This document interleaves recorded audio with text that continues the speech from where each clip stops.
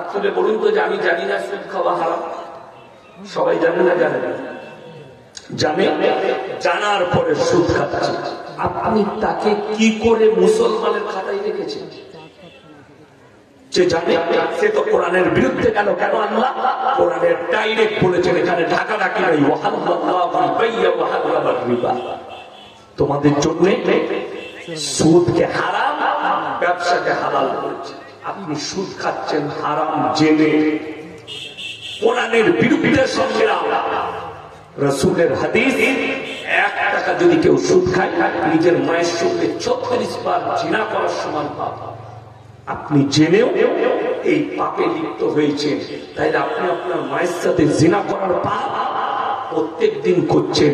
আপনি জান্নাতে যাওয়ার আশা কি করে করেন? কি করে আপনার বিবেকে দাঁড়ালো আমি জান্নাতে যাব? বড় কষ্ট লাগে, দুঃখ লাগে এই সমাজের প্রতি। সব কিছু জানার পরেও আমরা সেই বেঈমান কাফেরদের আখলাক গুলোকে নিয়ে নিয়েছি। কিসের জন্য? আমার পয়সা চাই, আমার টাকা চাই, সম্পদ চাই। আপনারা বলুন, টাকা থাকলে পয়সা থাকলে সে খেতে পায়, তাই তো? কথা বলে না?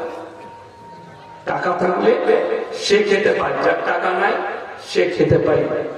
আরে বোকা, জানা নেই রুজির মালিক সকলে বলুন কে? আল্লাহ। যদি টাকায় ভালো মন্দ খাওয়া যেত, টাকায় যদি সুখ হতো, তাহলে পার্থ বাবুকে জেলে গিয়ে জিজ্ঞেস করে আসুন, স্যার টাকায় কত সুখ? তিনার গার্লফ্রেন্ডের বাড়ি থেকে 250 কোটি টাকা পাওয়া গেছে। টাকায় সুখ আছে? না। শুনলেন রাসূলের হাদিস, আল্লাহর রাস্তায় দিনের পথে যারা থাকবে আল্লাহ তাদেরকে ইজ্জতের রুজি দান করবেন। জোরে বলুন সুবহানাল্লাহ। হাদিসে আছে, কেউ যদি 5 ওয়াক্তের নামাজি হয় মৃত্যুকাল পর্যন্ত তার রুজিতে কোনোদিন কমিয়ে করবে না, কমিয়ে দিবেন না। 5 ওয়াক্তের নামাজ রুজি মানে কি? হালাল রুজি। এই মৌলবীদিকে আমাদেরকে দেখছে, আমাদের কাছে করোড় টাকার ব্যালেন্স নেই, কিন্তু বিশ্বাস করুন আল্লাহ হালাল রুজি, ভালো রুজি, দামি খাবার আল্লাহ আমাদের পেলেতে দিয়ে দেয়। আসা মাত্র মলি সাহেব নাস্তা করবেন, বর্ধমান থেকে এসছেন, ডিম সিদ্ধ, কাজু, কিশমিশ, পেস্তা, আমরা চাই না, চলে আসছে দস্তরখানে। শাক ডাল ভাত খাবেন, ভাতটা যদি হালাল হয় আল্লাহর কসম, রাতের বেলায় যদি ঘুমানোর পরে এশার নামাজের পরে খানা খেয়ে ঘুমান আর মৃত্যু হয়ে যায়, কবরও আসান হবে, পরকালটাও আসান হবে। আর সুদের টাকায়, হারাম টাকায় যদি আপনি খাসির মাংস খান, দুম্বার মাংস খান, দামি দামি জিনিস খান, যদি টাকা হারাম হয়, সুদের হয়, জেনে রেখে দিবে মরে যাওয়ার পরে কবরের আযাব পৃথিবীর কোন মৌলবি দোয়া করে রুখতে পারবে না, আর কিয়ামতের দিনও কোন বাপের বেটা তোমাকে বাঁচাতে পারবে না। আমাদের তো মানুষের একটা ব্রেনে স্কেচ দাঁড়িয়ে গেছে, যত রকমের যা করবি পাপ করবি কম,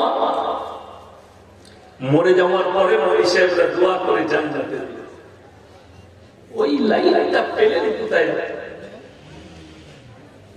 এই যে লাইন, এই লাইনের দ্বারাই আমি বাংলাদেশের এক ভণ্ডকে দেখলাম 15 তাল্লা টুপি পড়ে আছে, মানুষ দিকে মাজমাই বলছে তোমরা কার কাছে ভালো মন্দ চাইবে? সব লোক বলছে আল্লাহর কাছে। এই তখন বলছে কে বললো আল্লাহর কাছে চাইবে?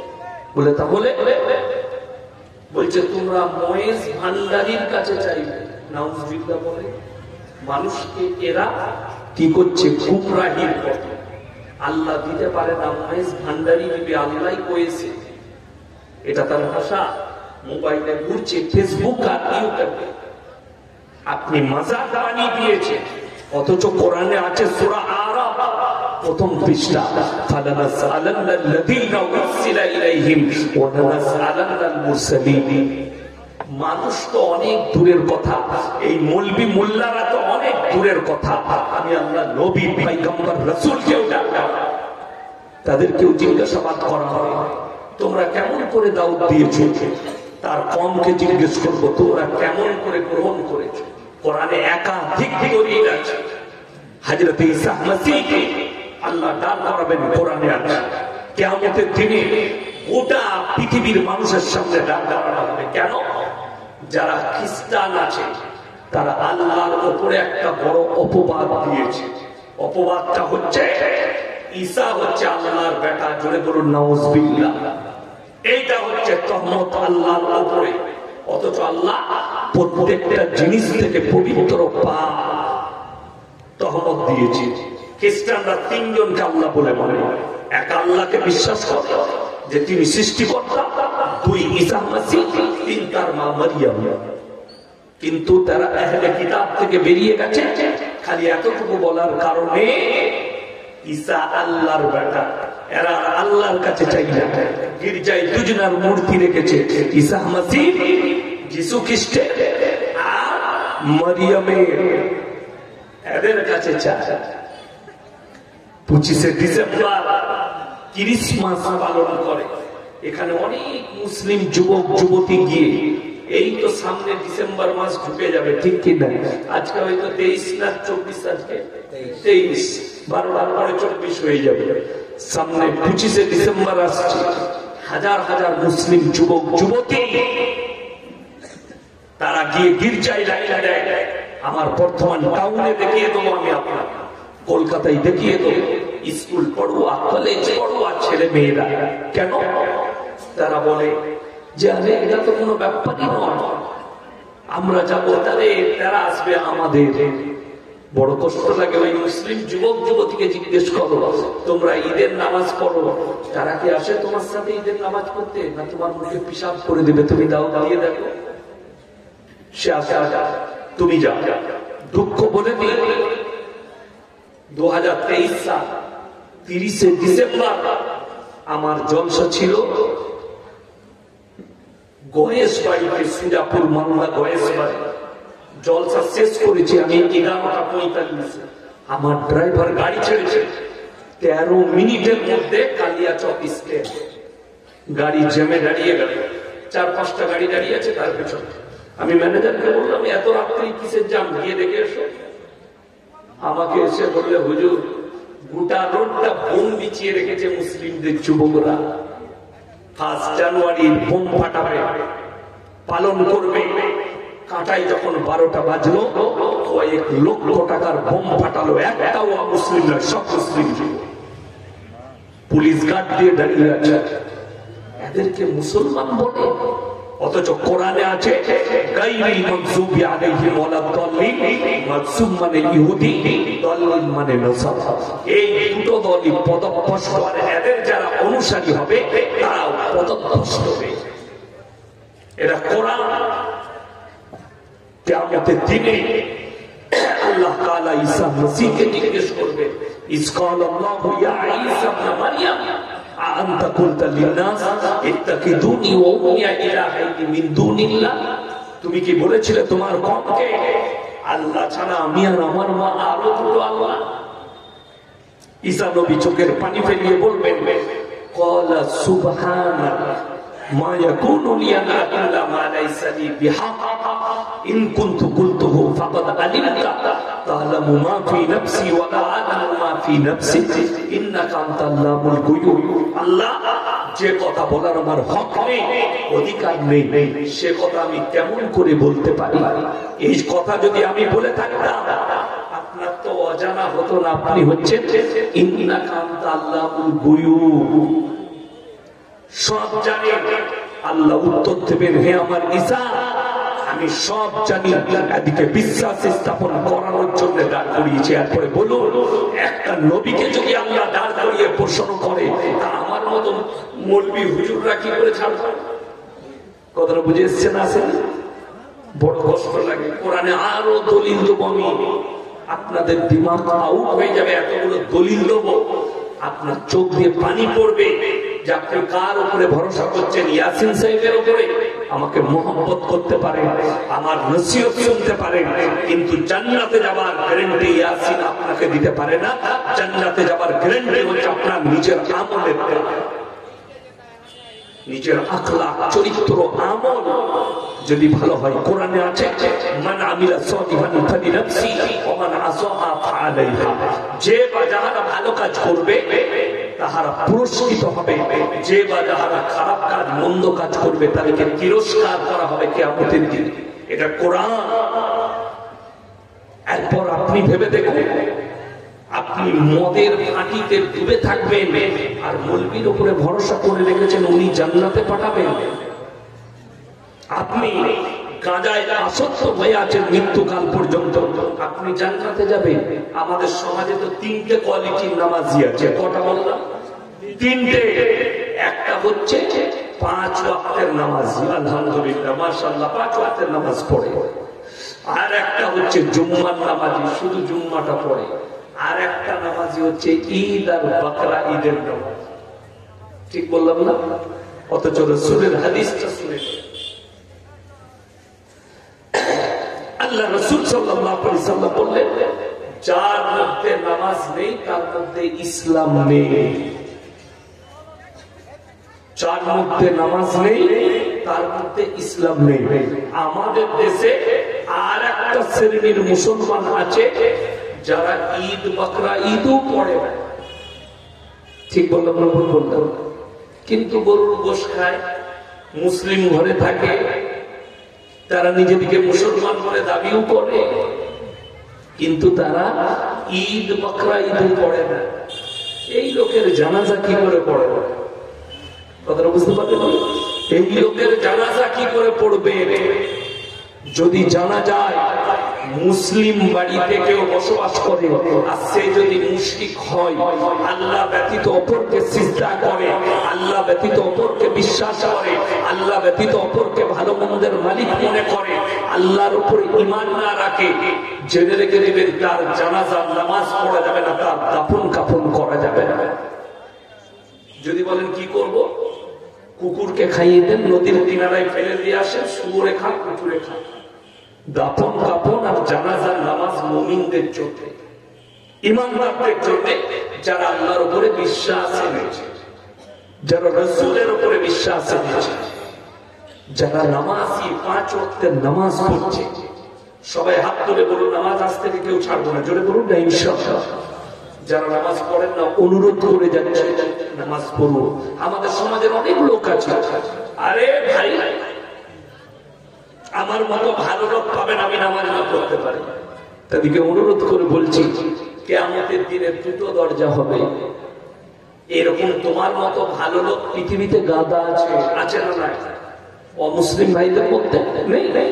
ঈশ্বরচন্দ্র বিদ্যাসাগর ভালো লোক, কবি রবীন্দ্রনাথ ঠাকুর ভালো, বঙ্কিমচন্দ্র ভালো, শরৎচন্দ্র ভালো, স্বামী বিবেকানন্দ এটাও বলেছিল আমেরিকার শিকাগো শহরে যে পৃথিবীতে যদি কেউ মহামানব থাকে তিনি হচ্ছেন হযরত মুহাম্মদ মুস্তাফা সাল্লাল্লাহু আলাইহি ওয়াসাল্লাম।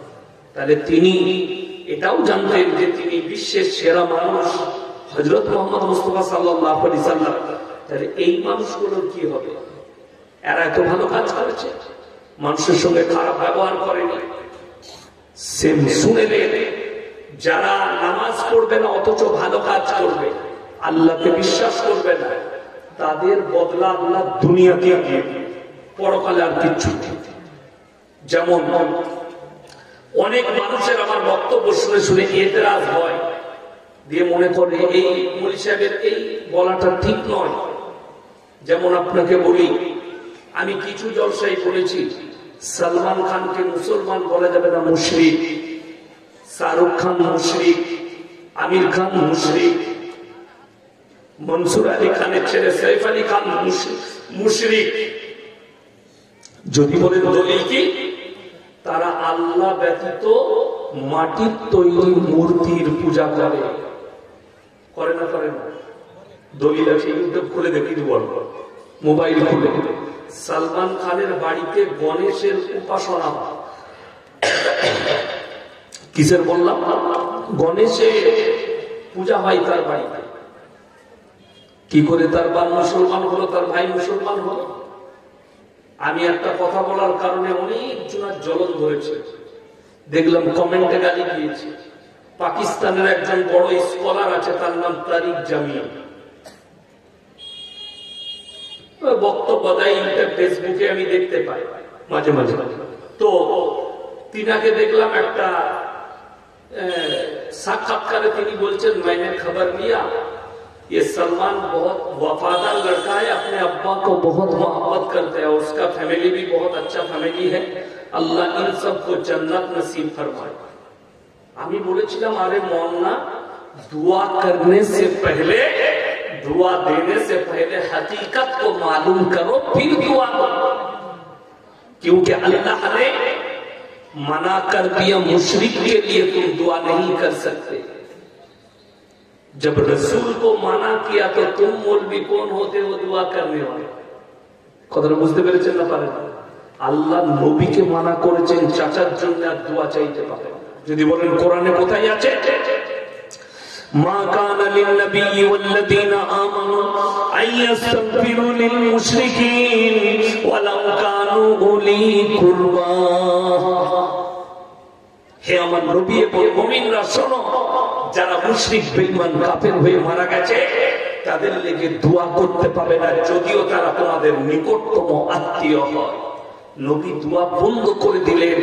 চাচা যান চলে যাওয়ার পরে নবীজি কেঁদে আল্লাহকে বললেন, আল্লাহ তুমি যতদিন না নিষেধ করছো আমি আমার চাচার জন্য তোমার কাছে কেঁদে কেঁদে ক্ষমা চাই।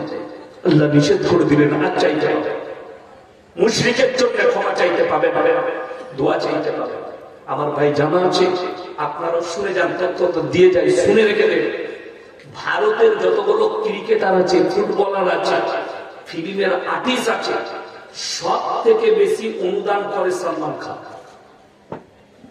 100 টাকা ইনকাম করে, 90 টাকা চ্যারিটিতে দিয়ে দেয়। কোন বাচ্চার যদি ক্যান্সার হয়, আমার কাছে তথ্যটা নিয়ে রেখে দেবে, কোন বাচ্চার ক্যান্সার হলে বোম্বেতে গিয়ে টাটা মেমোরিয়ালে নেমে আগে খোঁজ নিবেন সালমান খানের অফিসটা কোথায়, চ্যারিটি, তার অফিসে গিয়ে যোগাযোগ করবেন, আপনার ছেলের ফ্রি চিকিৎসা, 1 টাকা লাগবে, যাতায়াতের পয়সাটাও ফ্রি। কিন্তু আপনি মুসলমান বলতে পারেন না। যদি বলেন এত ভালো কাজ হবে, এর বদলা আল্লাহ দুনিয়া কি দিবে? কেন? মানুষটাকে সম্মান করছে, মনে রেখেছে, সব করছে। এটাই হচ্ছে আমাদের, যেমন ঈশ্বরচন্দ্র বিদ্যাসাগর, কবিগুরু রবীন্দ্রনাথ ঠাকুর, বঙ্কিমচন্দ্র চট্টোপাধ্যায়, স্বামী বিবেকানন্দ, নেতাজি সুভাষচন্দ্র বসু, এদের ছবিগুলো স্কুলের হেডমাস্টারের মাথার উপরে টাঙানো থাকে না? থাকে না? মানুষ এদের জন্ম মৃত্যু বার্ষিক পালন করছে, করে না? করে না? ফুলের মালা দিয়ে, ফুলের মালা দিয়ে এদের জন্ম মৃত্যু বরণ, আপনার জন্ম দিবস মৃত্যু দিবস পালন করছে। এইটাই তো হচ্ছে পাওনা। কিন্তু কিয়ামতের দিনে কিছুই থাকবে না। কথাটা বুঝতে পেরেছেন না? পারেন? কিয়ামতের দিনে এদের জন্য আর কিচ্ছু থাকবে না। যা পেয়েছে দুনিয়ায়, কিয়ামতের দিনে মুমিনরা পাবে। হ্যাঁ, যদি এরা ঈমান আনে তাহলে থাকবে। কোরআন খুলে শুনিয়ে দিই, যারা মনে করছেন আমি নামাজ পড়ি না, নামাজ রোজা করি না, কিন্তু মুসলমান, তারা কান খুলে শুনে নেন সেদিনে তারা কিভাবে কান্নাকাটি করবে। আমার মায়েরা যারা নামাজ পড়েন না, যারা রোজা রাখেন না, যে মায়েরা ইসলামের প্রতি আকৃষ্ট নয়, তাদেরকে অনুরোধ করে বলে যাচ্ছে এই কোরআনের আয়াতটা শুনে নেন। কিয়ামতের দিনে জান্নাতীরা জান্নাতের রাস্তা পার করবে, জান্নাতের রাস্তায় ঢুকবে, আর জাহান্নামীরা জাহান্নামের দিকে যাবে। জান্নাতীরা তাদেরকে দাঁড় করাবে কি বলে? ফি জান্নাতি ইয়াতাসালুনা লিল মুজরিমিনা মা সালাকাকুম ফি সাকার। তোমরা কেন জাহান্নামে যাচ্ছ? তোমরা বলতে আমরা পাড়ার ভালো লোক, তোমরা বলতে আমরা ভদ্র, গায়ের মধ্যে গ্রামের মধ্যে ভালো, আজকে তোমরা জান্নাতে জাহান্নামে কেন যাচ্ছ? তাদের 1 নম্বর উত্তর যেটা আসবে সেটা মারাত্মক। 1 নম্বর উত্তরটা কি? ক্বালু লাম নাকু মিনাল মুসাল্লিন, আমরা নামাজি মুসল্লিদের মধ্যে ছিলাম না। কোরআন 1 নম্বর, আমরা নামাজি মুসল্লি ছিলাম না, তাই আল্লাহ আমাদেরকে জাহান্নামে পাঠিয়েছে।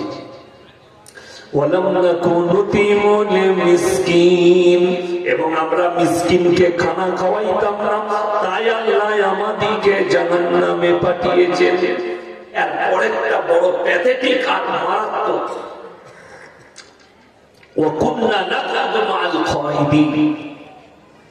দাড়ি টুপি নামাজি মুসল্লিকে দেখে হাসি ঠাট্টা বিদ্রুপ করত, আর আমরাও তাদের সাথে মজাক উড়াতাম, তাই আল্লাহ আমাদেরকে জাহান্নামে পাঠিয়েছে। হে আমার বাবাজিরা, নামাজ পড়তে পারো না, আল্লাহর কাছে কাঁদো, আল্লাহ আমাকে নামাজ পড়ার তৌফিক দাও। কিন্তু কোন দাড়ি টুপিওয়ালা মজাক উড়িও না, নামাজির কোনদিন মজাক উড়িও না। তারা বলবে হাম মজাক উড়ানে वालों में से थे, इसीलिए अल्लाह ने हमको जहन्नम में भेजा। কঠিন পরিস্থিতি দাঁড়াবে। সবাই নামাজ পড়বেন তো? জোরে বলুন ইনশাআল্লাহ। নামাজ কেউ ছাড়বেন না। হে আমার যুবক, হে আমার যুবতী, আমার ভাইয়েরা, নামাজ অবশ্যই পড়বে। নামাজ মারাত্মক একটা হাতিয়ার। কিসের? নোংরামি থেকে বাঁচার। নিশ্চয়ই নামাজ এমন একটা ইবাদত, মানুষকে অশ্লীল কাজ থেকে সরিয়ে ভালো কাজের দিকে নিয়ে আগে চলছে। আমার ভাই ভাই দেখুন, বেঈমান কাফেরদের একটা মেহনত, তারা কতটা কামিয়াবি লাভ করেছে জানেন? তাদের মেহনত এই সমস্ত মুসলিমরা এরা যেন কোরআন থেকে বিচ্ছিন্ন হয়ে যায়, এদের সম্পর্ক কোরআনের সাথে না থাকে, এদের সম্পর্ক মাদ্রাসা মসজিদের সাথে যেন না থাকে, এদের সম্পর্ক যেন ছিন্ন হয়ে যায়, এরা যেন বেঈমান কুফরির পথে চলে। এইটাই হচ্ছে তাদের মিশন, আর তারা তাদের মেহনতে কামিয়াবি লাভ করেছে। যদি বলেন কেমন, তাদের কামিয়াবিটা বলে দেবে তারা কিভাবে কামিয়াবি লাভ করেছে। আজকে আপনি বলুন ইমানদারির সঙ্গে কটা বাড়িতে বাংলা মানে কোরআন আছে?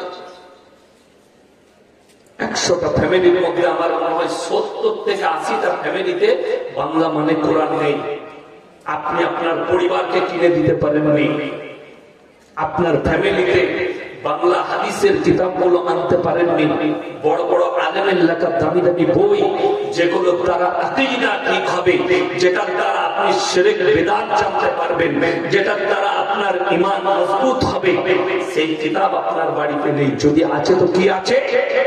বেঈমান কাফেরদের দিয়া মারাত্মক অস্ত্র মোবাইল, যেটার দ্বারা ঈমান চুর চুর হয়ে ধ্বংস হয়ে যাবে। অবাক হবে আজকাল যে পরিস্থিতি দাঁড়িয়েছে, সামনে মাধ্যমিক পরীক্ষা আসছে, বাচ্চা মাধ্যমিক পরীক্ষা দিয়েছে, ফার্স্ট ডিভিশন পেয়েছে, নানিকে ফোন করে বলছে নানি আমি ফার্স্ট ডিভিশন পেয়েছি, আমার একটা মোবাইল লাগবে। নানির কাছে পয়সা নেই, নানার কাছে পয়সা নেই, গ্রুপ লোন দিয়ে নাতনিকে ফোন কিনে দিয়েছে। এক তো সুদের পয়সা, হারামের পয়সা, দ্বিতীয় আর এক হারাম কিনে দিল, যেটার দ্বারা সে জিনাতে লিপ্ত হয়। একটা মোবাইলের দাম 15,000 মিনিমাম, কিন্তু একটা কোরআনের দাম 500 টাকা। দামি একটা বাংলা মানে কোরআন লাতনির হাতে তুলে দিয়ে বললে, এই মাস ছুটি থাকবে, কোরআনের মানে গুলো দেখো আর নামাজটা ছাড়ো না, নামাজটা পড়ো। আপনার লাতনি দিনদার হতো। কেন বলছি জানেন? কত বিপজ্জনক। আমার কাছে একটা বর্ধমান জেলার লোক হঠাৎ রাত্রে ফোন করলো, কটাই? রাত 2টো, তখন জলসার সিজন ছিল। আমি মাদ্রাসা থেকে রাত 10টা 11টায় বাড়ি গেছি, ঘুমাচ্ছি। রাত 2টোর সময় ফোন, হুজুর একবার উঠে আসতে পারবেন? আমি বললাম এত রাত্রে গিয়ে কি করবো, আমি ফজরের সময় যাচ্ছি। বলে হুজুর একবার আসুন না, বিপদ হয়েছে। আমি বললাম মাদ্রাসার গেটে দাঁড়াও, আমি যাচ্ছি। আমি ফোন করে গেটম্যানকে বললাম গেটটা খুলে অফিসে বস করো। আমি গেলাম আমার স্কুটি নিয়ে, বাড়ি থেকে একটু 300 মিটারের ভেতরে মাদ্রাসা। অফিসে বসে আছে, নানি আছে, নানা আছে, আর তার একটা বেটা আছে। বড় ছেলেটার বিয়ে শাদী হয়েছে। কি হয়েছে বাবু? হুজুর খুব বিপদ। কেন? তো নানা বলছে এই নানি ভালোবেসে লাতনিকে একটা মোবাইল কিনে দিয়েছিল। লাতনির বয়স কত? 13 বছর। কত বললাম? 13। কি হয়েছে বাবু? বললে হুজুর একটু বলে দেন ফোন করে মুর্শিদাবাদে অমুক থানায়, আমি থানাটার নাম করবো না, রেকর্ডিং করি। কি হয়েছে? একটা ছেলের সাথে পালিয়ে গেছে, ফোনের মাধ্যমে প্রেম করে। খোঁজ নিলাম, ছেলেটার অলরেডি একটা স্ত্রী হচ্ছে, বিবাহিত ছেলে। আপনি ভেবে দেখুন যে এই মেয়েটা গেল কেন? এর জন্য দায়ী কি ওই মহিলা, ওই মেয়েটা, বাচ্চা মেয়েটা? না, এর জন্য দায়ী হচ্ছে আর ফ্যামিলি, আর মা বাবা, আর নানি। যেহেতু তার বয়স হয়নি, তাকে জিনা করার যন্ত্র কিনে দিয়েছে, আসক্ত হয়ে পালিয়েছে। বড় কষ্ট লাগে। প্রশাসনকে ফোন করে মেয়েটাকে আনা হলো, তারাই পৌঁছে দিয়েছে, প্রশাসন বাবুরা, তারা মেয়ে ছেলে অফিসারের দ্বারা পৌঁছে দিয়েছে ওই থানায়।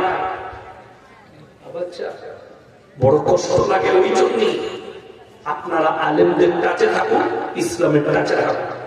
কিয়ামতের প্রথমে, কিয়ামতের মারাত্মক আলামতটা যারা বাবা আছেন শুনে যান, যারা নানা নানি বেঁচে আছেন তারা শুনে যান। কিয়ামতের মারাত্মক আলামতের মধ্যে একটা আলামত হচ্ছে রাস্তাঘাটে কুকুরের মতো নারী পুরুষ জিনা করবে। এটা কিয়ামতের আলামতের মধ্যে একটা আলামত। সেই আলামত প্রকাশ হতে চলেছে। গতকালকে দেখলাম মোবাইলে একটা বগল কাটা জামা পরে একটা মেয়ে এইটুকু পোশাক পরে আছে, তার জান পা গোটাই বেরিয়ে আছে। একজন বাবার সঙ্গে ভ্যাস হচ্ছে, তার সঙ্গে তর্ক তর্কি। কি বাবাকে বলছে ও পहले के जमाना था, अभी का जो जमाना है, पहले लड़का लड़की अपने आप को समझ ले उसके बाद शादी करे। তার বলার মাধ্যম হচ্ছে যে একটা ছেলে আর মেয়ে রিলেশনে থাকবে, 1 বছর রইল, 6 মাস রইল, যদি তারা বুঝতে পারে যে এর সঙ্গে আমার মনের মিল খাচ্ছে, ঘর করতে পারবো, তখন তারা বিয়ে করবে। যদি মনে হয় চলবে না, আবার অন্য ছেলে গ্রহণ করবে, অন্য জোড়ার সঙ্গে। জোরে বলুন না নাউজুবিল্লাহ। এটাকে ইসলাম স্বীকৃতি দেয়? কোন ধর্মই দিবে না স্বীকৃতি। বড় কষ্ট লাগে। কোথায়? ওই জায়গায় লাগে। বাবা কিন্তু খুব সুন্দর উত্তর দিয়েছে। মেয়েটা বলছে আমি তো আকসার ডিভোর্স হয়ে যাবা, বেশিরভাগ এখন ডিভোর্স হচ্ছে না, হয়নি, ছাড়তাল্লাহ। তার কয়েকটা মূল কারণ আছে। তার কারণ হচ্ছে, মারাত্মক কারণের দিকটা হচ্ছে, বিয়ের আগে একাধিক ছেলের সঙ্গে যদি একটা মেয়ে মিলামিশা করে, আর বিয়ের আগে যদি একটা ছেলে একাধিক মহিলার সঙ্গে মিলামিশা করে, বিয়ের পরে তাদের দাম্পত্য জীবন সুখী হতে পারে। প্রত্যেকটা কচিকাঁচা মেয়েকে বলেছি, কোরআনে আছে আল্লাহ তোমাকে যে যৌবনটা দিয়েছে, মুমিনদের আখলাক, ওই যৌবন হচ্ছে তোমার স্বামীর আমানত। পুরুষরা, যুবকরা, তোমাকে আল্লাহ তাআলা যে লজ্জা স্থান দিয়েছে, এটা তোমার স্ত্রীর আমানত যৌবনটা। এটা যদি তুমি জিনার রাস্তায় খরচ করো, তোমার দাম্পত্য জীবন সুখী হতে পারে না। আমি ইয়াসিন বলে জিনাতে লিপ্ত হয়েও না। ওই জন্যে উপযুক্ত বয়সে বিবাহ দিয়ে দাও সন্তানদের, মেয়েদের। আমাদের সমাজের একটা কি আছে, ছেলের বয়স হয়ে গেল 25 বছর, বিয়ের বয়স পেরিয়ে যাচ্ছে। বাপকে জিজ্ঞেস করো তোমার ছেলের বিয়ে দিবে না? না, ছেলে নিজের পায়ে দাঁড়াক, তারপরে বিয়ে করবে। ও নিজের পায়ে দাঁড়াতে দাঁড়াতে শেষকালে দেখবে ওরা ছেলেই হবে বিয়ের পরে। আমার এক বন্ধু চাকরি পেয়েছে, চাকরি পাবো দিয়ে বিয়ে করবো। 38 বছর বয়সে চাকরি পেয়েছে, 39 বছর বয়সে বিয়ে করেছে। 1 বছর পরে ছেলে হয়েছে 40 বছর। 3 বছর পরে দেখা বাজারে, ভাই বিয়ে শাদী করলে? জি করেছে। কটা ছেলে পেলে? বলো হুজুর একটাই হয়েছে। আর নিবে না? আচ্ছা, একটা ছেলে 40 বছরে বাচ্চা হলো, 3 বছর বয়স, 40 আর 3 কত? কথা বলে না, 43 বছর বয়স। আমি বলছি আর ছেলে নিবে না? একটাকেই ডাক্তার করবো, ভালো করে মানুষ করবো, হুজুর আর করবো না। আমার তুই লিবি না কি? তোর তো আর হবে না, গোডাউন খালি। 43 বছর বয়স আর ছেলে, হয়তো তুই বুড়ো হয়ে গেছিস। বিয়ের মজা পাবি কোথায়? উপযুক্ত বয়সে বিবাহ দাও। সব থেকে মারাত্মক দিক বেঈমান কাফেররা এই মেহনত করেছে। बाबा তাকে বলেছে डिवोर्स के पहले वजह ये है शादी से पहले बहुत सारे लड़के के साथ संबंध करना। अच्छा আপনাকে বলে দিই, বিয়ের আগে দেখবেন আমাদের কথা আছে, কোন কুকুর যদি 7 ঘাটের পানি খায় 1 ঘাটের পানি তাকে ভালো লাগবে? তুমি 7টা ছেলের সঙ্গে মিলামিশা করেছো, তোমাকে আর বিয়ের পরে ওই একটা ছেলে ভালো লাগবে না, 7 জনকে খুঁজতে লাগবে। ইসলাম ওই জন্য নিষেধ করেছে কোরআনে, ওয়ালা তাকরাবুজ জিনা ইন্নাহু কানা ফাহিশা ওয়া সাআ সাবিলা। ব্যভিচার করা অনেক দূরের কথা, যে রাস্তায় ব্যভিচার হয় সেই রাস্তার ধারে পাশে তোমরা যাতায়াত করবে না, এটা কোরআন। সেই রাস্তার ধারে পাশে যাতায়াত করো। আজকে বলে দিই, আপনি যে যুগটা অতিক্রম করছেন বর্বরতার যুগ আসছে, শিক্ষিতর যুগ নয়। কিয়ামত কাছে আসছে না দূরে যাচ্ছে? কাছে আসছে। কিয়ামত করিবান, কাছে। এই জন্য মাথায় রাখবেন, আল্লাহ রাসূল সাল্লাল্লাহু আলাইহি ওয়াসাল্লাম বলেছেন কিয়ামতের পূর্বে বর্বরতার যুগের পাপগুলো মডেলিং হয়ে পৃথিবীতে ফিরে আসবে। মডেলিং হয়ে, আজকে তো সেইগুলোই আসছে মডেলিং হয়ে। মানুষ আজকে আপনাকে দেখে দিব, আপনাদের এলাকায় অনেক আছে, বিশেষ করে মালদা, মুর্শিদাবাদ, দিনাজপুর আর নদিয়া। আমার বর্ধমানে পাবেন না। আমাদের বর্ধমানে যদি কেউ এখন বেটার বিয়েতে যৌতুক চায়, তাকে পাড়ার লোক ঘৃণা করে। বিশ্বাস করুন, আমি আমার গ্রামে 40 থেকে 50টা এমন বিয়ে দেখলাম, সব বিনা পয়সা, 1 টাকা লাগে। ওই জন্যই তো লাভ ম্যারেজ বেড়ে গেল। কাদের জন্য? মেয়ের বাপের জন্য, ছেলের বাপের জন্য। যৌতুক নেবে তো দেখতে পাবে সে কার মেয়েকে নিয়ে পালিয়ে এসেছে, টাকাও পাবে না, পয়সাও পাবে না। যৌতুক নিয়ে হারাম না হারাম? কথা বলে না এরা? যদি হারাম হয়, যে লোকটা নিজের ছেলের বিয়েতে যৌতুক নিচ্ছে সে হালাল কাজ করবে? হারাম। আমি একটা জলসাই বলেছি যে যদি মনে হয় যে আমাকে পয়সা দিতে হবে, আমার কাছে পয়সা নেই, গলায় গামছা দিয়ে বেটা হাটে নিয়ে যাবে, পাঁঠা বিক্রি করতে এনেছি আমি। পয়সা নেই, পাঁঠা বেচবো, আমার বেটাকে বেচতে এনেছি। আরে আমার যখন বিয়ে হয়, আমার শ্বশুর জিজ্ঞেস করেছে, আমার স্ত্রীকে বলেছে, আমার নিজের ফুপা হয়, জামাইকে জিজ্ঞেস করবে কমিটার ছিট লাগবে ঈদে। আমি বললাম যে তোমার আব্বাকে বলবে যে তোমাদের গ্রামের লোকের কমিটার লাগবে, আমি বর্তমান থেকে ধরিয়ে দেবো, টেনে নিতে বলবো। আল্লাহ দিয়েছে, থাকবে না ছিঁড়া জামাটা কেচে কচালে ঈদের নামাজ পড়বে। এখন তো ঈদের নামাজ পড়তে গেছে, লুঙ্গিটাও শ্বশুর শ্বশুর গুলাচ্ছে, আন্ডার প্যান্টটাও শ্বশুরে, জামাটাও শ্বশুরে, তোয়ালিটাও শ্বশুরে। তোর কি বলে শরীরটা খালি আমার না বুঝবে?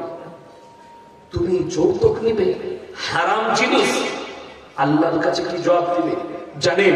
রাসূল আকরাম সাল্লাল্লাহু আলাইহি ওয়াসাল্লাম বসে আছেন, একজন সাহাবী ঈমান এনেছে, কিন্তু এত কাঁদছেন, এত কাঁদছেন। আল্লাহর নবী বললেন, তুমি এত কেন কাঁদছো? ইয়া রাসূলুল্লাহ, আমি আমার বাচ্চা মেয়েকে জ্যান্ত অবস্থায় দাফন করেছি। আমার মেয়ে খালি কেঁদেছে আর বলেছে, আব্বা আমি কি অপরাধ করেছি? আমি বলেছি তুমি দুনিয়াতে এসেছো, এটাই তোমার অপরাধ। নবীজি সাল্লাল্লাহু আলাইহি সাল্লাম চোখের পানি ফেলালেন আর বললেন, তুমি কলমা পড়েছো, আল্লাহ তোমাকে ক্ষমা করেছে। কিন্তু হে আমার সাহাবীরা শোনো, যার একটা মেয়ে সে জান্নাতি, যার 2টো মেয়ে বেশক জান্নাতি, যার 3টে মেয়ে সে জান্নাতে আমার সঙ্গে ঢুকতে পাবে। জোরে বলুন সুবহানাল্লাহ। অথচ দুঃখ লাগে, বেদনা লাগে, আপনি মেয়ের উপরে ঘৃণা করেন। একটা মেয়ে 18 বছর পর্যন্ত পেলে আপনার ঘরে তুলে দিচ্ছে সন্তানের হাতে। রুজির মালিক সকলে বলুন কে? আল্লাহ। আপনার ছেলে যদি বিয়ে করে, রুজির মালিক আল্লাহ, নিশ্চয় তার জুড়ি যখন বাড়িতে আল্লাহ পাঠিয়েছেন তার রুজির ব্যবস্থাও কে করবেন? আল্লাহ। আমি যখন উত্তর প্রদেশ লখনৌ কিরাত পড়ি ইরফানিয়ে, সেই বছরে আমার শেষ পড়া, কুরবানির সময় আমার বাড়ি থেকে ফোন করে আব্বা বললে কুরবানিতে বাড়ি এসে টাকা পাঠাচ্ছি, টিকিট কেটে না। আমি যেখানেই পড়তাম আমি বাড়ি আসতাম না, রমজান ছাড়া বাড়ি আসতাম। গুজরাটে থাকতে আমি 3 বছর পরে বাড়ি এসেছি। তো আমি বললাম কেন? বলে তোমার লেগে একটা মেয়ে দেখেছি। আমার তো ভয় হয়ে গেল যে আমি বিয়ে করে কি খাওয়াবো, লোকে বলে। তো বাড়ি এলাম কোরবানির ছুটিতে, আমার নিজের ফুপুর মেয়ে দেখতে গেলাম। যেদিনে ফারেক হয়ে এলাম বিয়ে হয়ে গেল। বর্ধমান টাউনে একটা মাদ্রাসায় জয়েন করলাম। মোহাম্মদ আব্দুল মুজিদ সাহেব হেড মোহাম্মদ খাগড়া বড় মাদ্রাসা, আমারই বড় ভাইয়ের মতো, খুবই শ্রদ্ধা করেন। তো উনি বললেন ইয়াসিন আমার কাছেই থাকো, খুব ভালোবাসতেন। বেতন কত? 2500। কত বললাম? 2500। তো আমি মনে মনে করলাম আল্লাহ 2500 কি করে চলবে। আমার আব্বাজি বললেন যে আরে তুমি 2500ই বরকত পাবে, রুজির মালিক আল্লাহ। আমি বিবাহ করলাম, বিশ্বাস করুন যেদিনে 2500 বেতন ছিল, যে বরকতটা ছিল আজকে 2.5 লাখে, সেই বরকতটাই আছে। কোনদিন অভাব বুঝতে পারেনি বিয়ের পর।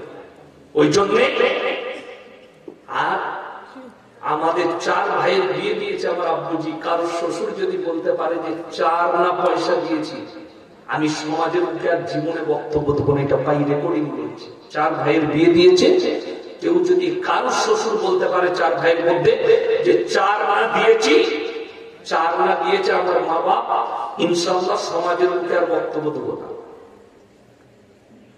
বরঞ্চ সোনা দিয়ে আমার আব্বা নিয়ে এসেছে, 1 টাকা লাগে না, খেতে পাই না। সব থেকে সুখী,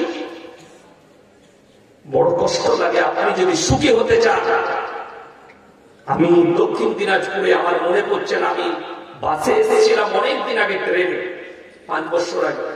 তো জলসা করতে এক ভদ্রলোকের বাড়িতে রাখলেন, খুব সুন্দর মাটির বাড়ি। দেখছি রোম পড়েছে বাড়িটা। তো দেখলাম একটা দামি গরু বাঁধা আছে। আমি বললাম যে কি ব্যাপার, এই গরুটা তো মারাত্মক। বলে হুজুর আমার মেয়ের বিয়ে, তাই আমি গরুটা কিনেছি, খানা হবে, 2 দিন পরেই বিয়ে আছে, জলসার পরে। আমরা আচ্ছা আচ্ছা।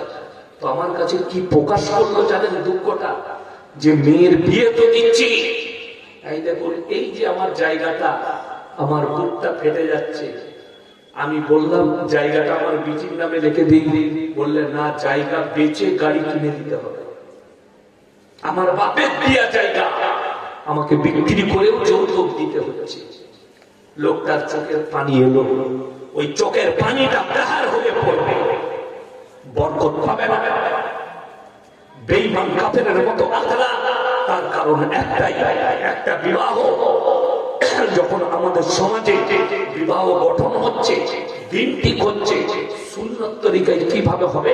এই মৌলবীদিকে দেখেছেন যে একটা মহল্লা থাকবে, গ্রামের ইমামকে বসাও, কোন রকমের শরীয়ত বিরোধী কাজ যেন না, ইসলাম বিরোধী কাজ যেন না হয়।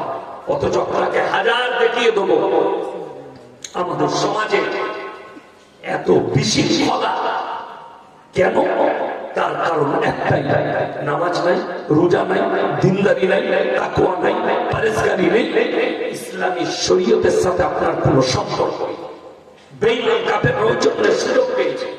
তা না হলে 1 জানুয়ারি মুসলমানদের ছেলেরা ফিস্টি করে, 25শে ডিসেম্বর মুসলমান পালন করে।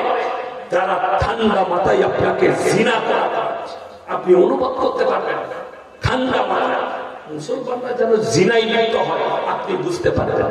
তারা নাম রেখে দিয়েছে ভ্যালেন্টাইন ডে, 14ই ফেব্রুয়ারি, কাজ হচ্ছে জিনা করা। তারা নাম রেখেছে রোজ ডে, কাজ হচ্ছে জিনা করা। তারা নাম রেখেছে চকলেট ডে, কাজ হচ্ছে জিনা করা। তারা নাম রেখেছে কিস ডে, কাজ হচ্ছে জিনা করা। আপনার জানা আছে বেঈমান কাফেররা কত খুশি যে মুসলমানদের কাছে আমাদের মেহনত কাজে লেগেছে। কিয়ামতের পূর্বে সমাজে হারাম আওলাদে ভরে যাবে, পাপে ভরে যাবে। মুসান্নাফ ইবনে আবু শাইবার হাদিস, মসজিদগুলো হে আমার সাহাবীরা নামাজিতে ভরে যাবে কিয়ামতের পূর্বে। কিন্তু তারা থাকবে কেমন? তারা কিভাবে থাকবে? তারা সুদখোর নামাজি হবে, তারা সুদখোর নামাজি হবে। তাদের মধ্যে মুমিন কেউ থাকবে না। বড় বড় অট্টালিকা বাড়ি বানাবে আর শপিং মল বানাবে, বাড়ি বানানোর কম্পিটিশন শুরু হবে কিয়ামতের পূর্বে। কিয়ামত কত কাজে বুঝতে পারবে। রতুয়া বাজারে একটা গরিবের ছেলে ভিক্ষা করে খায়, পয়সা নেই। সে কি করেছে? কোন মানুষের পকেট থেকে 10 টাকা চুরি করেছে, তাকে গাছে বেঁধে পিটাচ্ছে চোর বলে। ঠিক বললাম না? বললাম চোর, একে গাছে বেঁধে পিটাও।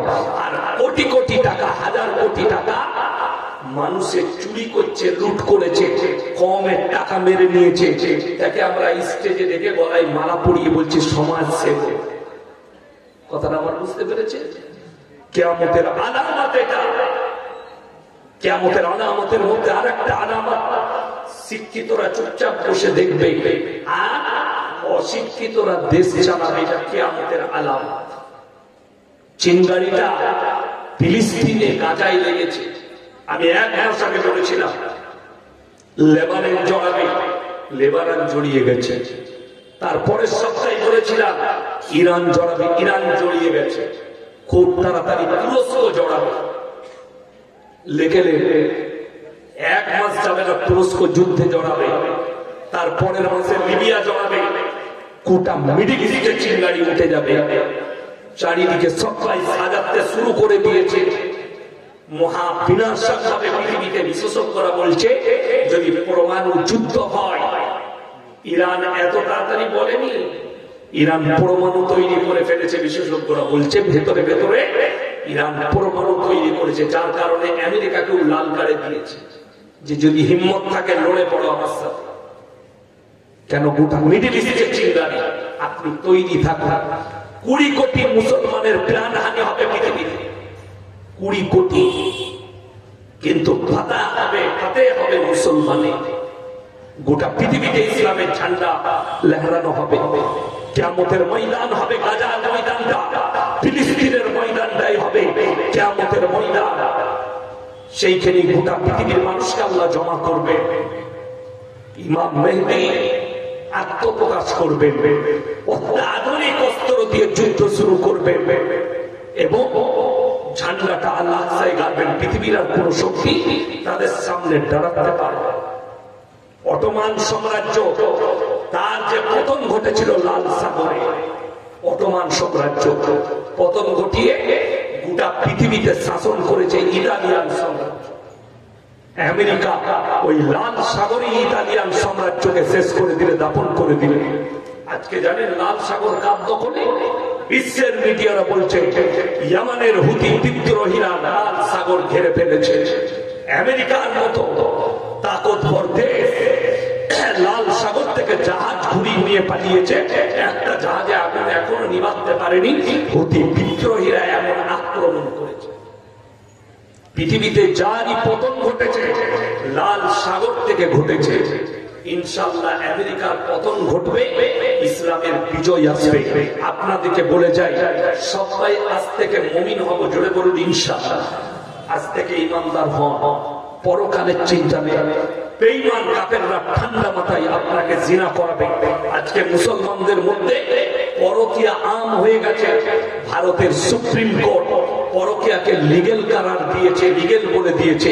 আপনাকে বাঁচাতে হবে আপনার কমকে। আমাদের উলামাদের সাথ দিতে হবে আপনাকে যে আমার কমকে পরকিয়া থেকে বাঁচাতে হবে। কেন? ইসলামী শরীয়তে পরকিয়া হারাম, লোকের বিবির সঙ্গে সম্পর্ক করা হারাম। কোরআন 18 পারা প্রথম পৃষ্ঠা, قد أفلح المؤمنون الذين هم في صلاتهم خاشعون والذين هم عن اللغو معرضون والذين هم للزكاة فاعلون والذين هم لفروجهم حافظون إلا على أزواجهم أو ما ملكت أيمانهم فإنهم غير ملومين فمن ابتغى وراء ذلك فأولئك هم العادون। এটা কোরআন। কাদ আফলাহাল মুমিনুন, হে আমার নবী, প্রকৃত মুমিন কারা? প্রকৃত মুমিনকে আল্লাহ নবী সাল্লাল্লাহু আলাইহি ওয়াসাল্লাম আল্লাহ তাআলা কোরআন পাঠিয়েছেন মুমিনদের আখলাক। কাদ আফলাহাল মুমিনুন, প্রকৃত মুমিন হচ্ছে আল্লাযীনা হুম ফি সালাতিহিম খাশিউন, যারা নামাজ পড়লে ধীর স্থির ভাবে নামাজ পড়ে। ওই জন্য নামাজে দাঁড়ালে যাদের মনোযোগ থাকে না তারা একটা কথা মাথায় রাখবেন, নামাজে দাঁড়ালে মনে মনে ভাববে আমি আল্লাহকে দেখতে পাই বা না পাই, আমার আল্লাহ আমাকে অবশ্যই দেখছেন। তোমরা মনে মনে ভাবো, নামাজ পড়লে মনে মনে ভাববে আমি আল্লাহকে দেখতে পাই বা না পাই, আমার আল্লাহ আমাকে অবশ্যই দেখছে।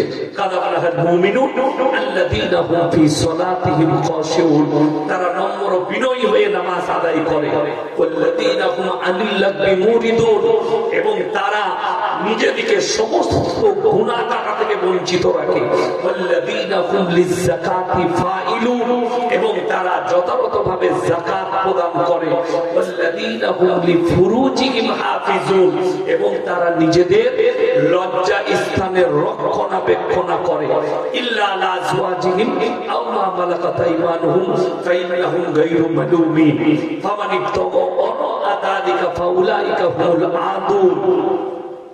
হে আমার নবী, পৃথিবীর মানুষকে বলে দাও তোমরা তোমাদের স্ত্রীর সঙ্গে ভালো ব্যবহার করবে, নারী পুরুষ লজ্জা স্থানের হেফাজত করে, এটা মুমিনদের একটা বড় আখলাক। তারা নিজেদের লজ্জা স্থানের হেফাজত করবে। তোমার স্বামী ছাড়া তোমার শরীরে হাত দেবার মতো হুকুম পৃথিবীর কারণ নেই। তোমার স্বামী ছাড়া তোমার শরীর কারুর জন্য জায়েজ নয়, হারাম। জিনা করার পাপ হবে, ওইটা তোমার আমানত তোমার স্বামীর জন্য। পুরুষ, তোমার যে যৌবনটা আছে ওইটা আমানত হচ্ছে স্ত্রীর জন্য। ইল্লা আলা আজওয়াজিহিম আও মা মালাকাত আইমানুহুম ফাইন্নাহুম গায়রু মালুমিন। তোমরা নিজেদের স্ত্রী ছাড়া অপরের সঙ্গে সম্পর্ক করো না, পরকীয়ায় জড়িও না। তারা হচ্ছে সীমা লঙ্ঘনকারী। যারা পরকীয়ায় জড়াবে আল্লাহ কিয়ামতের দিনে তাদের কঠিন বিচার করবেন। ওয়াকফ বোর্ডের সম্পত্তি নরেন্দ্র মোদী নিতে চায়, এই ব্যাপারে সাধারণ জনতার হিসেব আমাদের কর্তব্য কি? হিসেবে দেখুন, গোটা ভারতের সমস্ত মুসলিমরা এটার বিপক্ষে আছে, আমরাও ইনশাআল্লাহ এর বিপক্ষে আছি। কেন? ভারতে ওয়াকফ সম্পত্তি আছে তিনটে সম্পদ। একটা হচ্ছে নাম্বার 1 রেলের সম্পত্তি সব থেকে বেশি, 2 নম্বর হচ্ছে ডিফেন্স মিলিটারি, 3 নম্বরটা হচ্ছে মুসলিমদের ওয়াকফ সম্পত্তি।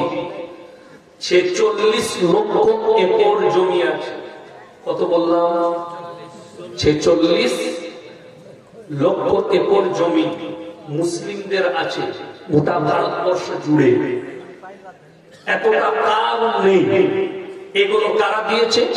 আমাদের বাপদাদারা পূর্বপুরুষরা ওয়াকফ করেছে আল্লাহর রাস্তায়। আল্লাহর রাস্তায় হয়েছে। সরকার কি করতে চাইছে বলে দিই, তাদের নিয়ম বলি। তারা এইটা হস্তক্ষেপ করবে এবং এই বোর্ডটা এর ক্ষমতাটা সম্পূর্ণ যাবে কার কাছে? ডিএম এর কাছে, এসডিওর কাছে। তারা চাইলে ধরে নেবে, সে এসে আপনার গ্রামে বলল এই জায়গায় সরকারি একটা কোন প্রকল্প হবে, আপনার এই মসজিদটা ভেঙে আমরা এখানে প্রকল্প করবো, আপনারা অন্য জায়গা দিচ্ছি, টাকা দিচ্ছি, মসজিদ করবে। এটা কখনো মেনে নিয়ে যায়? কখনো না। আপনার মাদ্রাসা আছে, কেউ গ্রামের লোক দান করেছে, তারা এসে বলবে মাদ্রাসাটা ভেঙে সরিয়ে দাও। শুনেলেন? এইটা হচ্ছে নাম্বার 1 প্ল্যান। আর এই প্ল্যানটা হয়েছে আদানি আর আম্বানির জন্য। মুকেশ আম্বানির যে বাড়িটা আছে ওই বাড়িটা ওয়াকফ সম্পত্তির ওপরে আছে। মাত্র 50 কোটি টাকায় ধোকা দিয়ে কিনে নিয়েছে। 50 কোটি। এখন ওইটার দাম মিনিমাম 1000 কোটি টাকা। কত বললাম? 1000 কোটি টাকা। আমাদের ওয়াকফ সম্পত্তি ধোকা দিয়ে কিনেছে ওইটাকে বাঁচাতে চাইছে। আর কিছু মুসলিমদের জমিগুলো, জায়গাগুলো, এগুলো আদানিকে দিয়ে দিবে, তুমি তোমার ফ্যাক্টরি তৈরি করো আমাদের কাছ থেকে। এই কাজ করতে চাইছে। আমরা বেঁচে থাকতে ইনশাআল্লাহ আমাদের ওয়াকফ সম্পত্তির হিফাজত করবো, জোরে বলুন ইনশাআল্লাহ। কখনোই আর বিরোধিতা করবেন না। মুর্শিদাবাদে প্যান্ডেলে আল্লাহ আকবার কেন্দ্র করে, আচ্ছা 5 জন 5 দিন ধরে ইন্টারনেট বন্ধ। এই ব্যাপারে দেখুন সরকার কারা করেছে জানি না, যে দেখেছে মারাত্মক একটা অপরাধ করেছে। শুনলাম আমি কিছু মানুষকে অ্যারেস্ট করা হয়েছে। তবে সব থেকে প্রথমে প্যান্ডেলওয়ালাকে অ্যারেস্ট করা দরকার, লাইটওয়ালা যিনি ডেকোরেটর আছে। যে তুমি যে লাইটটা লাগালে এর পেছনে বড় মাথাটাকে আছে, এটা কিন্তু কম্পিউটারে টাইপ করা হয়েছে, তারপরে ওইখানে ফিট করা হয়েছে। ওই ডেকোরেটরকে আগে অ্যারেস্ট করতে হবে পুলিশে। এবং আমি মুসলিম দিকে বার্তা দেবো, শান্তি বজায় রাখুন, প্রশাসনের ওপরে আস্থা রাখুন, সরকারের ওপরে। আমরা ন্যায় বিচার চাই যে করেছে। এবং এটার জন্য গোটা কমিউনিটি দায়ী নয়, এটার জন্য গোটা হিন্দু কম দায়ী নয়। যারা করেছে তারা অপরাধী। এটার মানে এটা নয় আপনি মন্দির ভাঙচুর করবেন, কারো ঠাকুর ভাঙচুর করবেন, কারো প্যান্ডেলে আগুন দিবেন, এটা ইসলাম স্বীকৃতি দেয় না। আপনি প্রতিবাদ করুন, আল্লাহর নামে বলেছে। তো আপনি যদি বলেন হুজুর প্রতিবাদটা কি করবো, আরে তার লেগে বদদুয়া করুন প্রতিবাদ, তার লেগে থানায় গিয়ে প্রোটেকশন করুন প্রতিবাদ, তাকে অ্যারেস্ট করার কথা বলুন প্রতিবাদ। আল্লাহর নবী সাল্লাল্লাহু আলাইহি সাল্লামকে বেঈমান কাফেররা গালি দিয়েছিল, তাই নাই? কথা বলেন। তয়েফের মাটিতে নবীজিকে রক্তাক্ত করা হয়েছে না হয়নি? তারপরও নবীজি তাদের জন্য দোয়া করেছেন না? দোয়া করেছেন। আমাদেরকে দোয়া করতে হবে। এই কাজ যিনি করেছেন আল্লাহ তাকে হিদায়াত দাও, যারা বলুন আমিন। যদি তার তকদিরে হিদায়াত লেখা না থাকে, আল্লাহ তাকে তুমি দুনিয়ায় আখিরাতে ধ্বংস করে দাও, বলুন আমিন। বাকি আল্লাহ নবী সাল্লাল্লাহু আলাইহি সাল্লাম মক্কা বিজয় করেছেন। কি করেছেন বললাম? মক্কা বিজয়। 5টা অর্ডার করলেন। নাম্বার 1, বৃদ্ধকে মারতে পাবে না। নাম্বার 2, বৃদ্ধকে মারতে পাবে না। নাম্বার 3, শিশুকে মারতে পাবে না। নাম্বার 4, আত্মসমর্পণ করলে মারতে পাবে না। নাম্বার 5, কাবা ঘরে প্রবেশ করলে মারতে পাবে না। এই এলান করার পরে দলে দলে বেঈমান কাফেররা নবীজির কাছে ইসলাম কবুল করেছেন, জোরে বলুন সুবহানাল্লাহ। আল্লাহ নবী মক্কা নগরীতে এলান করলেন, আমি আল্লাহ নবী দয়ার নবী, ক্ষমা করতে জানি, দয়া করতে জানি, ময়া করতে জানি, বদলা নিতে জানি না, জোরে বলুন সুবহানাল্লাহ। আর আপনি বদলা নিতে চাইছেন।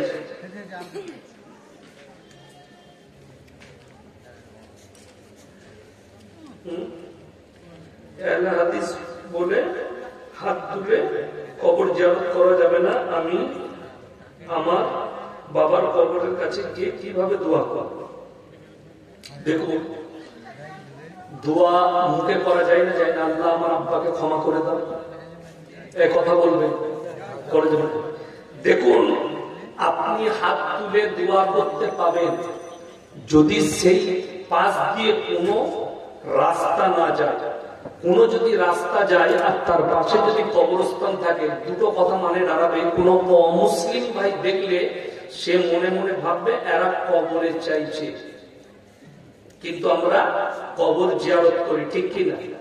ওই জন্য কবরে হাত তুলে না দোয়া করাটাই উত্তম, যাতে কোনো অমুসলিম দেখে এটা না বুঝতে পারে যে সে কবরে ভালো মন্দ চাইছে। আপনি হাতটা বেঁধে দিয়ে কোরআন পড়ুন, যেটা পড়ার পড়ুন, দোয়া দরদ পড়ুন, দিয়ে মুখে মুখে বলুন আল্লাহ আমার আব্বাকে জান্নাতি করে দাও, আল্লাহ আমার আব্বার কবরে আযাবকে মুক্তি দান করো।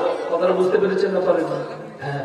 আর যদি বোঝা যায় যে এখানে কোনো রাস্তা নাই, কিচ্ছু নেই, ফাঁকায় কবরস্থান, কেউ নেই, সেখানে আপনি কবরকে পেছনে রেখে দোয়া করবেন। হাত তুলে কি রেখে বললাম? পেছনে রেখে। যদি কবরের সামনে করেন, যদি কেউ দেখে, তা বলবে আমি ইয়াসিন সাহেব, আমার আব্বা মারা গেছে, করে নেন, এখনো জীবিত আছেন, আল্লাহ হায়াত দেয়, বলুন আমিন। আমি আমার দাদুর কবর জিয়ারত করতে গেছি, তো আমি যদি সামনে করে হাত তুলে দোয়া করি, লোকরা কি বলবে যে কবরে, দাদর কবরে ইয়াসিন সাহেব কিছু চাইছে, অর্থাৎ কবরটাকে আমি পেছনে করে দোয়া চাইবো, চাওয়া যাবে, অসুবিধা নেই, হাত তোলা অসুবিধা নেই। কিন্তু পজিশনটা দেখতে হবে, যদি অমুসলিম ভাই দেখে আছে যদি। আচ্ছা বলুন, আল্লাহ নবীর কবর জিয়ারত হয় না হয় না? মক্কায় হাইসেরা করে না? কি করে করে? হাত তুলে করে, হাতটা বেরিয়ে ভেঙে দেবে। জিজ্ঞেস করুন যারা গেছে, আপনি সেখানে গিয়ে কবর, রাসূলের কবর জিয়ারত করবেন, কিন্তু মনে মনে। কথাটা বুঝতে পারেননি? হ্যাঁ, ওই জন্যে এগুলো কোনো ব্যাপার নাই। আমার ভাই, আপনাদেরকে অনুরোধ করে বলছি, বাপ দাদু মারা গেছে, আত্মীয় স্বজন চলে গেছে, আপনি দোয়া করবেন। সব থেকে বেশি দামি জিনিস হচ্ছে দান। আল্লাহর রাস্তায় দান করলে সঙ্গে সঙ্গে কবরের আযাব বন্ধ হয়ে যাবে। বাপের নামে, মায়ের নামে যদি দান করে, সঙ্গে সঙ্গে বলবো, একদম কারেন্টের মতো। সব থেকে ভালো দোয়া মলবিন নয়, সব থেকে ভালো দোয়া যদি উপযুক্ত সন্তান থাকে, আর বাপ যদি মারা যায়, ছেলে যদি বলে আল্লাহ আমার আব্বাকে ক্ষমা করে দাও, কারেন্টের মতো আল্লাহর বারগাহে কবুল হবে। যদি বলুন সুবহানাল্লাহ। স্বামী যদি মারা যায়, স্ত্রী যদি নামাজ পড়ে নামাজের পাটিতে আল্লাহর কাছে ফরিয়াদ করে, আল্লাহ তুমি আমার স্বামীকে ক্ষমা করে দাও, চোখের পানিটা গালে গড়ানোর আগে আল্লাহ কবুল করে নেবে। আমাদের সমস্যা কি বলুন তো? আপনি উপযুক্ত সন্তান তৈরি করতে পারেননি, যে আপনি মরে যাওয়ার পর আপনার জানাজার নামাজটা পড়াতে পারবেন। মলবি হায়ার করতে হয়। আপনি মরে যাওয়ার পরে আপনার জন্য দোয়া করবে, সেই সন্তান আপনি তৈরি করতে পারেননি। আপনার জন্য সাদকায়ে জারিয়া করবে, সেই সন্তান আপনি তৈরি করতে পারেননি। ওই জন্য সকলকে বলছি, মৃত্যুর আগে নিজের নামে মাদ্রাসা মসজিদে দান করবেন। কিয়ামতের সকাল পর্যন্ত আপনি কবরে শুয়ে শুয়ে নেকি পাবেন। জোরে বলুন সুবহানাল্লাহ। কিয়ামতের সকাল পর্যন্ত অসুবিধা নেই। ওই জন্য মুসলমান ভাই, অনুরোধ করে যাচ্ছি, নামাজ কেউ ছাড়বেন না। জোরে বলুন ইনশাআল্লাহ। সন্তানকে শিক্ষা দেন, হালালের শিক্ষা, ইসলামী শিক্ষা। দুনিয়াতে হালাল পথে চলো। খাবারটা মেটার করে না, দামি খাবার মেটার করে না, দামি হোটেল মেটার করে না, মেটার করে হালাল খাবার। আমরা এই মন্দিরা চাইলে ব্যবসা করতে পারি না? পারি না? কথা বলে না? পারি না। কিন্তু আমাদের দ্বারা মিথ্যা বলা হবে না। অনেক মানুষ আছে কি করে, যারা আলু পেঁয়াজ বিক্রি করে, যারা দোকানে মাল ওজনে বিক্রি করে, অনেকজন কি করে, চিকচিকি সমেত চাপায়। চাপাই না? চাপাই না। চিকচিকিটা যদি 5 গ্রাম ওজন হয়, চিকচিকিটা আগে ওজন করে নিতে হবে, তারপরে মাল দিতে হবে। তা না হলে আপনি যদি তাকে ধোকা দেন, কিয়ামতের দিনে ওই 5 গ্রামের নেকি কেটে তাকে দেওয়া হবে। আমাদের কাছে ছোট জিনিস অথচ বড় পাপ। আপনি দাঁড়ি মারছেন, 1 গ্রাম বেশি দিবেন মাল, কিন্তু কেউ কম দিবেন না। কিয়ামতের দিনে আপনাকে পাকড়াও করা হবে। আল্লাহ সব দেখছেন না? দেখেননি? সব জানেন। ওই জন্য সাবধান, আপনি মাল দিলে কম দিবেন না। যেমন আমাদের কিছু মানুষের অভ্যাস আছে, রতুয়া বাজারে আপনার সাথে দেখা হয়েছে, ভাই আমি টাকা আনতে ভুলে গেছে, 500 টাকা দে তো, ঘরে গিয়ে নিয়ে নিবি জোহরের পরে। বেচারা দিয়ে দিল, জোহর চলে গেল, আসর চলে গেল, মাগরিব গেল, এশা গেল, তারপরের দিন জোহর চলে এলো। বলে ভাই যে টাকাটা দিলি না, যে ও টাকাটা ও তো মাগরিবের সময় দিয়ে দিস, ঘুরিয়ে আবার মাগরিবের টাকা দিবার না। এরকম 15 দিন কেটে গেল। ই দেখলে আচ্ছা লোক কত আর চাইবো, ও চাইবে। এরকম মাল আছে না? গাদা লোক আছে। সে আর চাইলো না, ই মনে করলো আমার কাছে টাকা চাইলো না মানে আমি বেঁচে গেলাম। তুমি লিখে রেখে দাও, কিয়ামতের দিনে তোমার নেকি কেটে নিয়ে তাকে দেওয়া হবে। তুমি সেদিনে বুঝতে পারবে আমি কত বড় দুনিয়াতে ভুল করেছি। 500 টাকাটা কিছুই নয়। এটাকে আপনি সামান্য ব্যাপার মনে করেন, কিন্তু মারাত্মক ব্যাপার কিয়ামতের ময়দানে। কিয়ামতের দিনের জন্য মারাত্মক ব্যাপার। আপনি পরকীয়াটাকে সামান্য ব্যাপার মনে করছেন, কিন্তু এই পরকীয়ার কারণে আপনি আটকে যাবেন। মারাত্মক ব্যাপার। বেঈমান কাফেররা তো এটাই চায়, এদের আখলাক চরিত্র নবীজির কাছ থেকে সরে যায়, রাসূলের কাছ থেকে। অথচ আজকে দেখুন সব মুসলমানরা জানে পর্দা করা কি। কথা বলে না, পর্দা করা কি ফরজ, সবাই জানে ফরজ। অথচ আমাদের মা বোনরা আজকে পর্দা করে, বাজারে যাচ্ছে বেপর্দা, দোকানে যাচ্ছে বেপর্দা, রাস্তায় বের হচ্ছে বেপর্দা। বহু জায়গায় দেখেছি আসরের পরে তো ঘরের বাইরে রাস্তায় বসে গল্প করে মেয়েরা, মাথার কাপড় পরে। অথচ কোরআনে আছে আলা জুনুবিহিম, হে নারী তুমি পর্দা নির্ধারিত করো, তোমরা কোনদিন লজ্জিত হবে না, তোমরা কোনদিন লাঞ্ছিত হবে না। এটা ইসলাম বলছে, কোরআন। অথচ কই আপনার মায়ের গায়ে কাপড়, আপনার বোনের গায়ে কাপড়। একটা কলা যদি মানুষ বাজারে ছেলে বিক্রি করে, সেটাই মাটি বসার কারণে আর সমাজের লোক কিনবে না, কলাটা খারাপ হয়ে গেছে। ঠিক কিনা কথা বলে? অথচ আমার মাদের ইজ্জত এত বেশি। কোরআনে একটা সূরা অবতীর্ণ করা হয়েছে মেয়েদের নামে, সূরা নিসা, 4 পারা বাজাপ্তা সূরা অবতীর্ণ হলো। মেয়েদের ইজ্জত দিয়েছে ইসলাম, পৃথিবীতে আর কোন ধর্ম দিতে পারে। সবাই বলেছে ন্যাংট করে দাও, আর ইসলাম বলেছে ঢেকে দাও। এটা ঢাকার জিনিস, খোলার জিনিস। অথচ আজকে আমাদের মেয়েরা স্কুল কলেজে গিয়ে এরা বলছে মডেলিং এর যুগ পেয়েছে। মৌলবীরা কি জানে, কে বললো বোরকা পরতে হবে, কে বললো ঢাকতে হবে। আরে কোরআন বলছে, আমার আল্লাহ বলেছে মেয়েরা নারী ঢেকে দাও। রাসূল আকরাম সাল্লাল্লাহু আলাইহি সাল্লাম রাস্তা দিয়ে যাচ্ছে, একটা মেয়ে সেকে হাতে মুঠায়ের বিটি, মাথায় কাপড় নেই, নবীজি নিজের মাথার পাগড়িটা খুলে ঢাকা দিয়েছে। সাহাবীরা বললেন ইয়া রাসূলুল্লাহ, এটা মুশরিকের বেটি।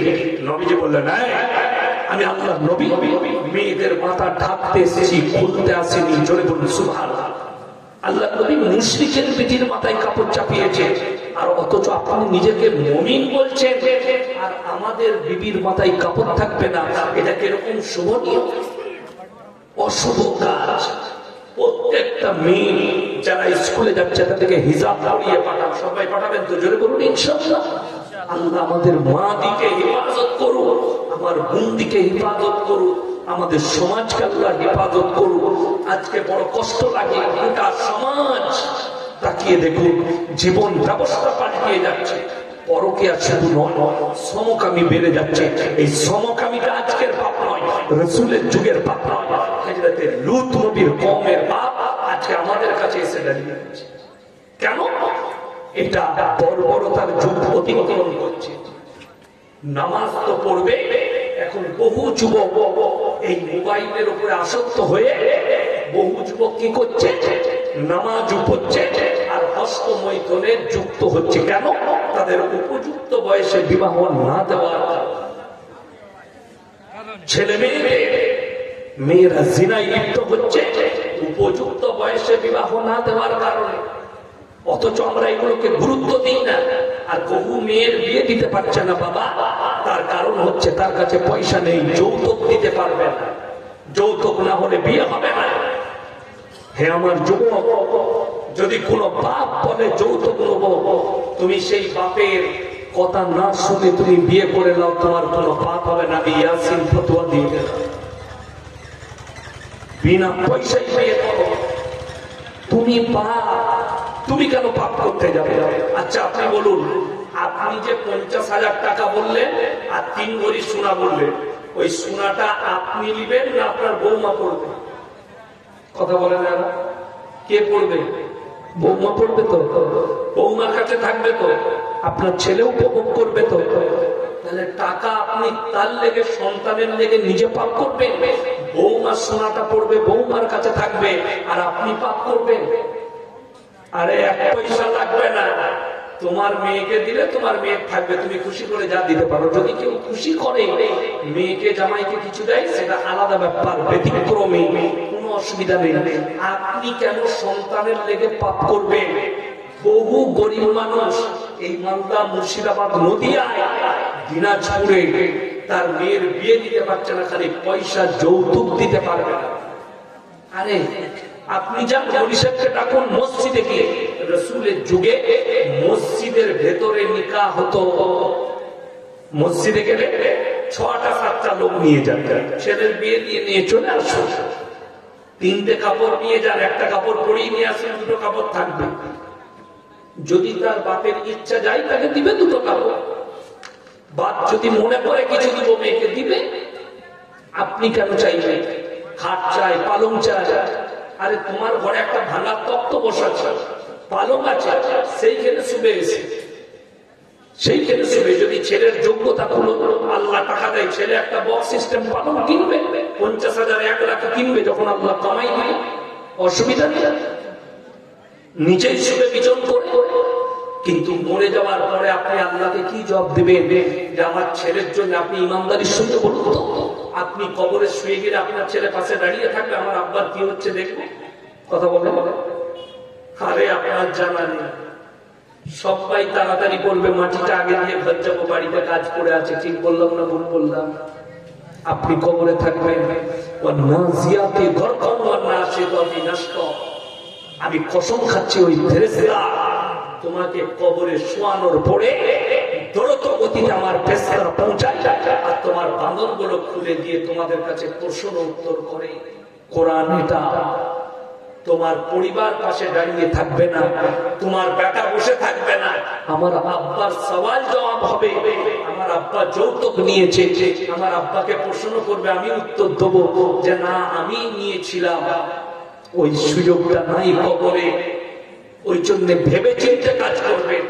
যারাই শুনছেন আমার বক্তব্য, তাদেরকে অনুরোধ করে বলে যাচ্ছি, বেটার বিয়ে দিলেন বিনা পয়সায়, আল্লাহ তকদিরে যেটা রেখেছে ইমানদারির সঙ্গে বলুন।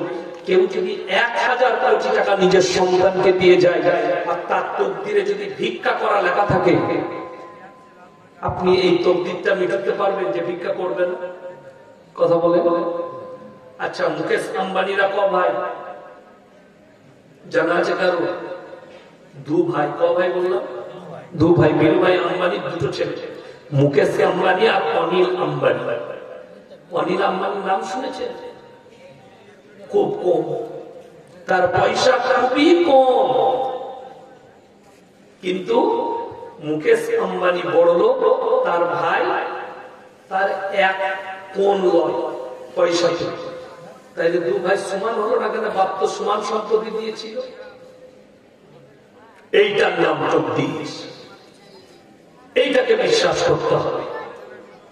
যদি টাকা মানুষের কাছে থাকে, আপনি আমার এলাকায় চলুন। আমি যখন ছোট ছেলে তখন দেখেছি 150 বিঘে জমির মালিক। কত বললাম? 150 বিঘে।